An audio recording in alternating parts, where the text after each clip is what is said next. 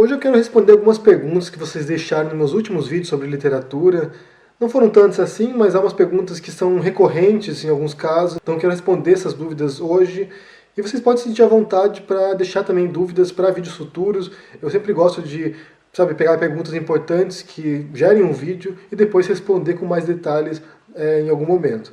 Então, sinta-se à vontade para perguntar, para deixar suas dúvidas, qualquer que seja, pode ser também sobre filosofia, pode ser sobre outros assuntos, não apenas sobre escrita, mas nesse caso, nesse vídeo particular, será sobre literatura, sobre escrita, então vamos lá. Uma das dúvidas que sempre surge aqui, e não é, foram várias pessoas que já deixaram essa pergunta por aqui, que é sobre pseudônimos. Quando usá-los, o que são, sabe? Os pseudônimos são nomes que você utiliza, nomes de guerra que você utiliza para escrever literatura. Há várias serventias, na verdade, né? Você pode usar um pseudônimo para poder dividir a sua obra. Eu já falei sobre isso no vídeo passado, mas você pode dividir a sua obra. Por exemplo, você tem uma obra, de terror, você escreve livros de terror, mas depois você quer dividir, escrever ficção científica, então você tem um nome para terror, né? Seu nome próprio, Henry Bugalho, para terror, e depois para escrever fantasia ou ficção científica você usa lá H.A. Baker, Você inventa algum nome ali que você acha que tem a ver com o gênero, com a proposta daquele mundo ali que você está criando, e você cria um nome, de guerra, um nome falso, né, um pseudônimo, para separar sua obra muito bem e não confundir o leitor. Então o leitor que for comprar o livro do Henry Bugalho sabe que é terror, e o leitor que for comprar o livro do H.A. Baker sabe que é ficção científica. Então isso aí é uma estratégia muito usada nos Estados Unidos. Então tem muitos escritores que dividem muito bem assim, a sua produção para poder atingir públicos diferentes e não confundir os leitores. Essa é uma possibilidade. Outra possibilidade tem a ver, isso também é um tema muito debatido ultimamente, que tem a ver com sexismo, né, no mercado editorial.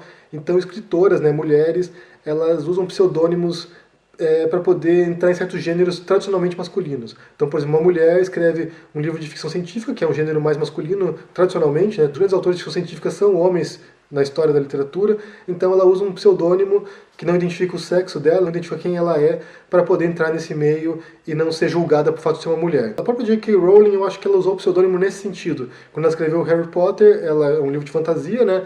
Então ela usou o pseudônimo para poder escrever sobre um menino, né, Harry Potter, e não ser julgado pelo fato de ser uma mulher. Isso é muito comum mesmo.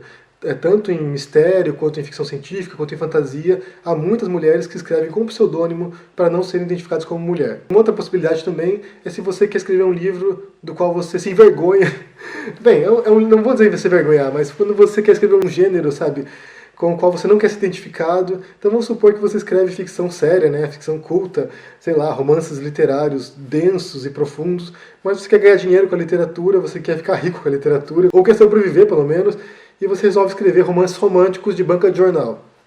Então você vai lá, cria um pseudônimo para escrever esses livros que seriam mais populares e não manchar a sua reputação como autor sério. Muita gente faz isso, muita gente fez isso também. O próprio Nelson Rodrigues no Brasil já fez isso. Então ele tinha o Nelson Rodrigues, né, para o teatro, para os contos dele, para as reportagens dele. E para escrever romances românticos ele usava a Susanna Flagg, que é uma mulher, né, para escrever romances calientes, né, de banca de jornal. Isso é muito comum, isso é realmente muito comum. Muitos escritores famosos faziam isso, ganhavam dinheiro com, romances policiais, ou com romances românticos, ou, com algum tipo de texto mais popular, mais comercial, enquanto mantinham o seu nome próprio para romances mais densos, mais literários. Isso é muito comum, realmente isso é muito comum mesmo. Então eu vejo assim, essas três possibilidades. Uma é para você dividir a sua obra, né, separar bem a sua obra. Outro para você mascarar sua identidade, né, tanto para você não ser julgado, ou vamos dizer que você é um homem que escreveu chick lit.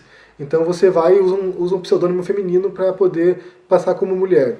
E terceiro é você escrever uma literatura muito diferente da sua, com a qual você não quer se identificar, pela qual você não quer ser julgado, e daí você joga no pseudônimo e ganha dinheiro com isso e não mancha sua reputação.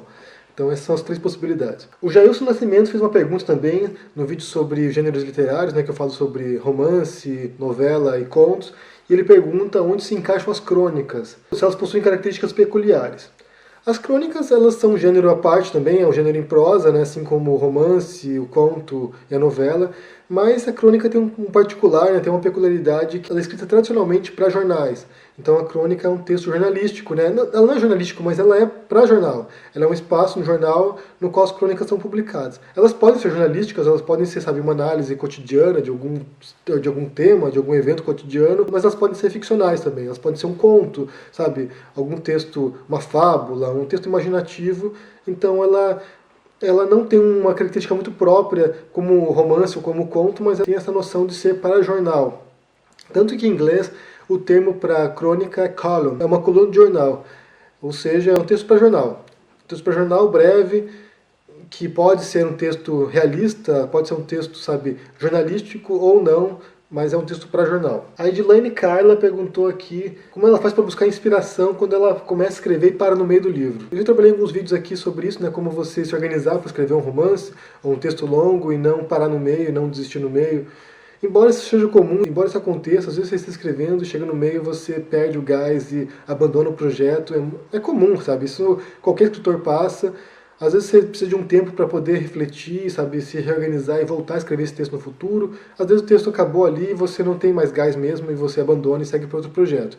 Então depende de muito de você mesmo, né? Depende muito se você acha que aquele projeto vale a pena ser tocado adiante.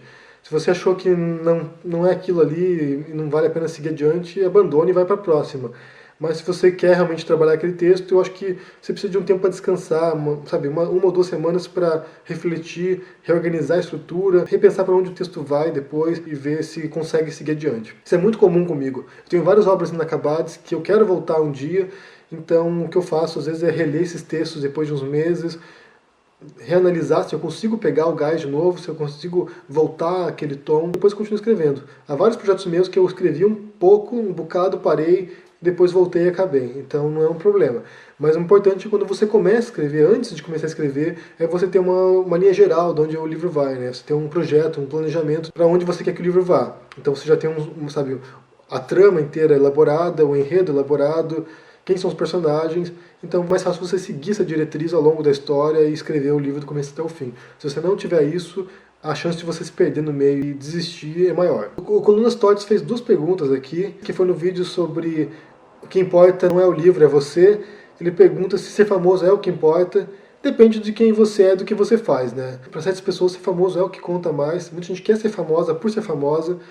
Mas se você é um escritor, eu acho que o fato de ser famoso ajuda você na venda dos seus livros. Você não precisa ser famoso para ser escritor, você não precisa, sabe, ser conhecido. Você pode ser um escritor de nicho, você pode ser um escritor que atinge um pequeno grupo de leitores, você não precisa ser famoso. Mas se você quiser ser um best-seller, se você quiser ser um autor que vende milhões de exemplares no mundo, você precisa ser famoso. Ou você vai se tornar famoso por causa dos seus livros, ou você vai vender seus livros porque você é famoso. Então são 2 coisas que estão envolvidas. Por exemplo, Paulo Coelho foi alguém que ficou famoso por causa dos livros e agora ele vende porque ele é famoso. A Kéfera foi uma que ficou famosa e vendeu o livro por causa disso. Então, sabe, são coisas diferentes que estão relacionadas. E depois a outra pergunta dele, se eu recomendaria um curso de escrita criativa para quem escreve livros e artigos com viés acadêmico. São coisas diferentes, né? O curso de escrita criativa é mais voltado para ficção, mais voltado para escrita literária, né? Para escrever romances, contos. Então, não sei até que ponto ajudaria na estruturação de um texto acadêmico. Pode ajudar em certos elementos mais narrativos mesmo, né? Como se tornar uma história mais interessante, como se tornar o seu texto mais interessante, como você extrair exemplos da realidade e tornar ele mais interessante através da sua escrita. Então, nesse sentido, pode ajudar, mas não sei se ajuda muito em termos de conceber o seu artigo ou o seu texto acadêmico. Então, nesse sentido, eu acho que talvez sim, talvez não. Depende muito de como você vai usar isso. Então é isso, essas são as dúvidas que eu tinha aqui para responder. Se você tiver alguma dúvida, pode deixar aqui embaixo. Pode ser qualquer tipo de dúvida, pode ser sobre filosofia, sobre literatura, sobre escrita, sobre o que for. Deixa no comentário aqui embaixo. Deixa o joinha se gostou desse vídeo. Assina o canal se não é inscrito e se vê por aí. Abraço e até mais. Tchau!